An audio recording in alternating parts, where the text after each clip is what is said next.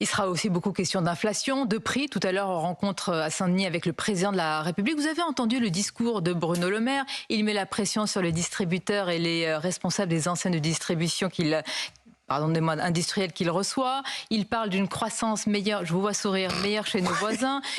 C'est faux ce qui est dit. Rire. Il parle d'un chômage qui est passé Bruno de 9 Le Maire, à 7%. il me fait rire, c'est un moulin à vent. Il parle beaucoup, mais il agit peu. Concrètement, elles sont où les baisses de prix? Elles sont où les baisses de prix? Nulle part. Il parle, il n'agit pas. Quand j'entends les ministres, comme M. Darmanin, qui font des conférences pour savoir comment parler aux classes populaires, mais j'ai leur envie de dire, mais agissez. J'ai envie de leur dire à Bruno Le Maire et aux autres, allez faire remplir votre caddie à Auchan avec 1 300 € de salaire net par mois. Comment vous faites? Faire son plein d'essence. Ils font leur plein d'essence, eux, qui conduisent déjà pas leur voiture. C'est un peu la démagogie, là, monsieur Roussel. Non, c'est pas de la démagogie. Moi, j'ai envie véritablement qu'ils mesurent ce qui se passe dans le pays. Les prix de l'alimentation, le sucre, il a pris 60%. L'huile, il a pris 46%. Les œufs, 29%. Le lait, 7%. Enfin, les crêpes, ça va devenir un produit de luxe bientôt. Classe, Olivier Grégoire a dit, vous allez voir ce que vous allez voir, on va leur mettre la pression. Mais ça fait, la pression, ça fait de la mousse, hein, comme on dit chez moi dans le Nord. Pression fiscale, mais certains obéissent. Hein.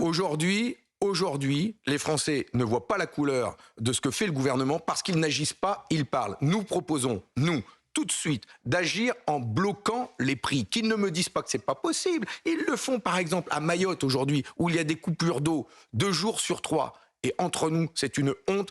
Et j'adresse un message de solidarité à tous nos concitoyens mahorais et de lutte. Mais enfin, et pas assez.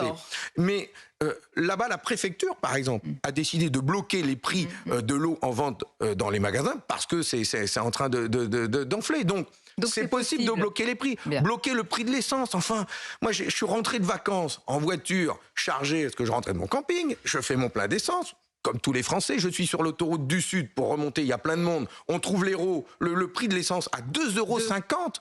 Et quelques heures après, quand je suis dans le Nord, quand il y a moins de monde, il est à 1,99 €. Il y a 50 centimes d'écart. Non mais, vous vous rendez compte que l'ensemble de nos concitoyens qui ont eu la chance de partir en vacances, pour ceux qui sont partis, se sont fait plumer pendant les vacances. C'est insupportable. Et ça, c'est dans l'Hexagone.